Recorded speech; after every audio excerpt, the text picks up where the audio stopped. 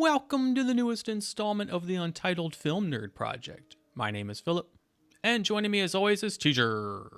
Hello. And today we're going to talk about Midsommar.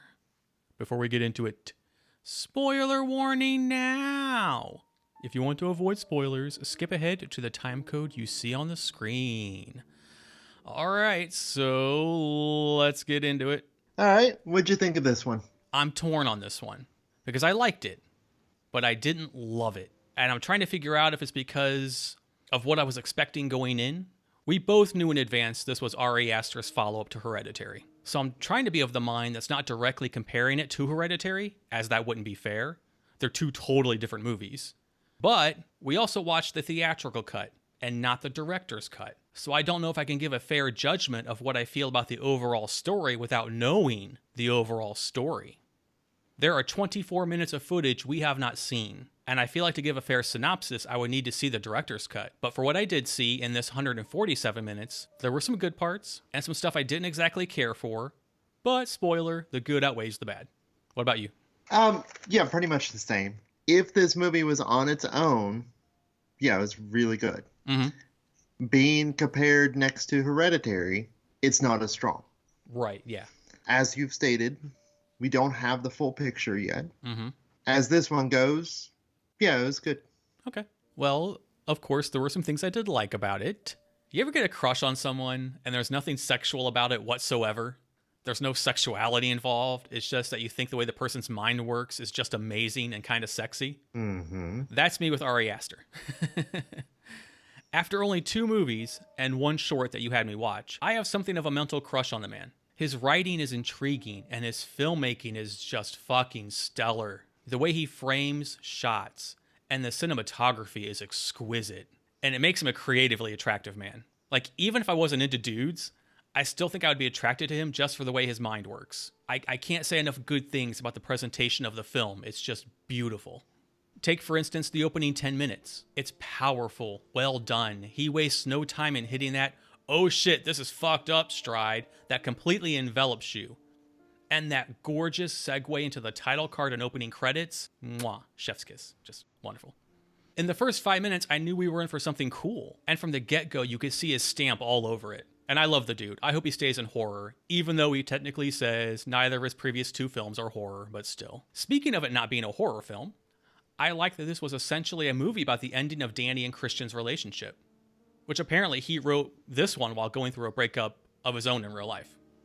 I love that, like Hereditary, there were clues all over the place. Hell, the opening Wes Anderson-esque mural in the beginning pretty much told you the plot. That love story blanket that didn't look like a fucking love story to me, and the murals in various places hinted at what was to come. From the runes to the rituals to the hints that Danny was chosen from the beginning. When everyone arrives and is getting their hands shaken, she gets a hug. Everyone else gets a welcome. She gets a welcome home. I think you can go even farther with it. The flower motif that was dominant in their festival? Well, it makes you think, did her sister really kill her and her parents? Because, and this is me looking for clues, I admit that, but their wallpaper was flowers. And there was a thing of flowers on the mom's side of the bed. Also, when the firefighters are going into the parents' bedroom, I don't see the flowers there anymore. And it seems weird that Ari would just forget something in the scene with how meticulous he seems to be about the details. When they were talking about going, Pell says he was most excited for her to come. He keeps trying to tell her about his parents dying, and eventually tells her that even though he lost his family, he still had family there to lift him up. Again, he lost his parents in a fire. I know the festival is only once every 90 years, but there was a lot of pictures of the May Queens on the wall. 30 by my count. So that means they have pictures going back 2,700 years before BC. It really makes you think. Because of those 30, 7 of them are in color, meaning they were taking color photographs 630 years ago. They were taking color photographs in the 1400s, when historically the first color photograph was in 1861 by Thomas Sutton. So, was all of this an elaborate setup to get her to come to Sweden to be their newest member? It makes you think. The performances overall were very well done, but Florence Pugh stole the show. She last showed up on the channel for us in Malevolent. Will Poulter was a nice surprise, as I've always been a fan of him, and he's graced the channel previously in Bandersnatch. The score was amazing. The music he chose was just so effective and perfect. I like the little things too, other than the subtle hints and clues sprinkled throughout. I like that each person heard someone screaming off in the distance, which was obviously from Connie and whatever the hell they were doing to her. Director's cut, question mark. But it was never made into a big deal. It was, okay, this place is fucking weird, and now someone is screaming, but Mark is horny and it doesn't matter. I like that the kids were playing Skin the Fool when they arrive, and then Mark has a jester's hat on his head after being skinned. I like that it was winter when Danny's family died, which according to the lore of the commune was a season you committed suicide and died. I also liked that between the ages of 18 and 36 were summer for them, and Danny was in her 20s, which would put her around midsummer, which plays into the number 9 being so important. 2 9s divide up their life seasons. 9 people had to be sacrificed. Danny left 9 voicemails on her parents' machine. I like that we really don't learn the fate of anyone besides Simon until the end. And even then, we don't know what happened. Like, we know Mark was skinned, but seeing as how he pissed on their fucking sacred tree, his death had to have been absolutely terrifying. Did they paralyze him and skin him alive? I would like to have seen what horrors they had waiting for someone who desecrated something so sacred to them. They were clearly unhinged and out there. Ulf was on his knees screaming and crying about what happened. I can only imagine how gruesome their revenge was. I liked that the people felt things as one, not just Danny and her panic attack, or the people dying in the fire, but also when the old man didn't die in the beginning, or towards the beginning. The people there made wailing, moaning noises to mimic what he must have been feeling at that moment. Also, really good visual representation of what it's like to be on shrooms. And showing Danny freaking out to me was clearly her peaking, which, trust me, is really fucking intense. And finally, it's kind of amusing seeing a Christian dying at a pagan festival. So what did you like? Much of what you had said. The colors, for one thing. Very much, again, if we compare it to Hereditary, it is the exact polar opposite. Oh, yeah. Where Heredity was a lot of muted and dull and black colors, this thing's vibrant. And, it's the entire point of it. Springtime. Mm-hmm. Like that. Love the music. All the actors play their roles well. Danny, she was a great narrative. Yeah, definitely. Yeah. To go through and feel her emotions. That the actress herself conveyed that very well. Agreed. Christian, he played asshole boyfriend well. Yeah, he did. There wasn't much else to him, which I think was the point. In real life, I don't think that person would have that much personality. He was an asshole, not only to her, but to Josh. Yeah. I guess he was going most through his college life, not having any direction and being exposed to this culture. He's going to do his thesis on the same thing that Josh was already had planned to do his thesis on. Yeah. So yeah, he played asshole very well. Yeah. The trips were fucked up. And kudos to that. The subtleness of how long they were tripping too. Like when Danny was wearing her flower crown and that one purple flower was pulsing. Yep. Very much loved that. The gruesome nature of the entire sacrifice scene. And then I also very much agree with you on Danny's family. I don't think that it was the sister that killed them. I think it was Pell. Yeah, me too. Because he just everything seemed to fall into place too well for him. He's really into her from the beginning. Like, just in his eyes, he is really, like, it's there. And at the very end, it was very reminiscent of Wicker Man. I can't ever say that. I can't say that it's copying Wicker Man or anything, because I think Wicker Man is probably drawing from the same sources that Summerland is based on. I mean, Midsommar is based on as well. And then I was even getting an entire Logan's Run vibe. Okay, yeah. Which later they went into it that I was good to have that vibe, but yeah, it was a very standalone on its own merit. It was very good. Right on. Okay, so there were some things that I didn't like. The big one was the payoff. This movie was 99% build, and the build was done wonderfully. From the moment they arrived to the commune, I had this weird pit in my stomach feeling, thinking, oh God, oh no, run, just run, just run. But it never really delivered to me. And this is where I'm torn. Are the really impactful scenes hidden in that extra 24 minutes on the director's cut? Because the ending we got didn't feel all that special. And it's all stuff we've seen before in some shape or form. It's hard to not compare it to Hereditary, but the payoffs for that one were fantastic. So I was expecting the same level, if not more, since it spent so much longer building up the tension. I mean, yes, it's fucked up that Ulf was wearing Mark's face when he killed Josh. And yes, it's fucked up what happened to Josh. And yes, it's really fucked up what happened to Simon. And yes, it's fucked up that Christian was paralyzed, stuffed into a bear carcass, and then burned alive while being paralyzed. Another thing that could point to Danny's family being murdered, they could have just paralyzed them all beforehand. And yes, it's fucked up that since Christian couldn't control any of his bodily functions, he couldn't scream, or even take deep breaths to inhale the smoke and die from that rather than the actual fire. And yes, it's fucked up that the people lied to their own when they said that the sap would make them feel no pain. But if you think about how powerful the moment of the elderly people committing suicide and how much weight that held as a viewer, and then juxtapose it with the last half hour, it just doesn't feel as powerful to me. As fucked up as it all is, for me it just falls a bit flat.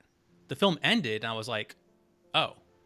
I didn't like that we went from panic attack Danny on the ground with women around her going, ack, ack, ack, to be clothed in flowers Danny acting like the freaking Queen of Hearts. Then again, maybe there's something in those missing minutes that we didn't see that bridged that gap. But it felt like a harsh jump in circumstance. When did she go from, oh my God, my boyfriend is fucking another woman with a separate woman pushing his ass into her, surrounded by other naked women, to like, okay, I'm just chilling here in my flower dress.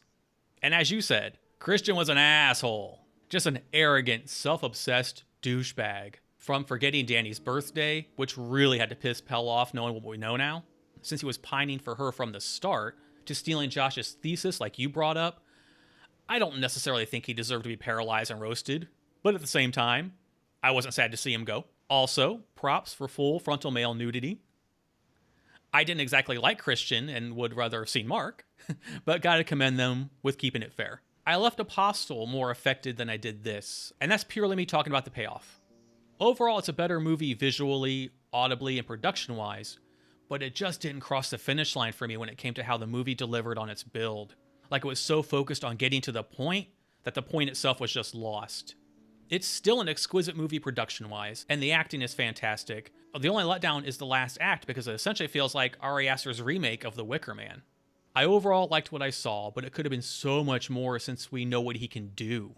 But Ari Aster has a unique voice in horror, and I will still watch whatever he puts out next. I assume it will have runes and shimmery pieman lights, which also makes you wonder, because those were there. And finally, stop making your poster so spoilery. From the poster alone, it's like, well, shit, something bad happens to Florence Pugh. What about it did you not like? You touched on much of it. Whereas Hereditary was full of dread. Yeah. And that dread culminated with the entire build. This one, to me, was lacking that dread. By that, I mean the moment that they arrived at the festival, you knew shit was not right. Right, yeah. And that is, you can even remove Ari Aster's name from it. You know, you're going into this blind. You had not seen Hereditary. You walk into that festival, you know shit ain't right. Right, yeah. And you're just waiting for shit to hit the fan. Uh-huh. Hereditary, you didn't know what was going on. Yeah. You know, there was a mystery to that. This was lacking that mystery with the build of the tension. Mm-hmm, mm-hmm. And then also, as you said, the ending was satisfactory and it fit the story. But it did not match the build that led up to. Exactly. It just ended and it's like, okay, we're done here. Yeah, exactly. I said, oh. Yeah. It might be in the director's cut, mm-hmm. but I would also like to know what happened to Danny afterwards. Yeah. Like, is she just a member of the commune now? I think so. Or did they kill her? What? No, I think with her being able to speak sort of their language. Swedish. Yeah, well, it was I saw some things from Swedish viewers who said it wasn't Swedish. It was like some weird thing. I think she was being indoctrinated. So I think she was part of them now. Like, I think she got married to Pell. Whatever the fuck that means. Yeah. But yeah, that is generally my major complaints there. Okay. So. Well, all things considered, would you recommend it? Absolutely. You? Oh, yes. But this is not going to be a movie that everyone will like. Just like Hereditary was a tale of trauma and grief wrapped in a delicious horror casing, this one is a very unique take on the slow dissolution of a relationship and coming to terms with it, albeit in that same fucked up way of presenting the situation that Ari Aster does. Ari Aster's movies are just beautiful nightmares. And while I didn't have the same holy fuck feeling after I watched Hereditary, where my mind and body felt numb, this one still had me sitting there thinking, what the fuck? Just not in the same powerful way. My last line of notes even read, I'm not sure how I feel about this. But overall, would I recommend it? Absolutely. Just don't go into it expecting Hereditary, or even a story as strong as Hereditary. But that's the theatrical cut as said. Maybe the full version, with its complete vision, offers us a stronger story. I do look forward to somehow checking out the director's cut in the future, even though it's an Apple TV exclusive right now. And maybe in the future we can do a follow-up video on it. Anything else you would like to add? Just that I very much look forward to a potential follow-up to this. I definitely want to see that extra 27 minutes. Mm-hmm. Same. Yeah. And you? Yeah, I've written in my notes, word for word, I like to add that I look forward to seeing Ari Aster's next movie. What fucked up things can I do to someone's face this time? Also kind of funny. Regular people break up. Eli ice cream and feel sad. Ari Aster break up. Write a fucked up cult movie. It's kind of sexy, I'm sorry. It is. In the end, honestly, this movie was an elaborate plan for a guy to steal his friend's girl. It's fucked up, but yeah. Yeah. Well, that wraps up this episode. Thank you for listening. If you like the video, please hit the like button, share it with your friends or cool people who might dig the Vizcast. Please subscribe to the channel, including hitting that notification bell to stay up to date on the newest content. And there is a link in the description below for the Patreon that covers all of the creative endeavors, so please consider showing your support. And until next time, my name is Philip. And I'm TJ. And we'll see you in the next video. Goodbye. Bye.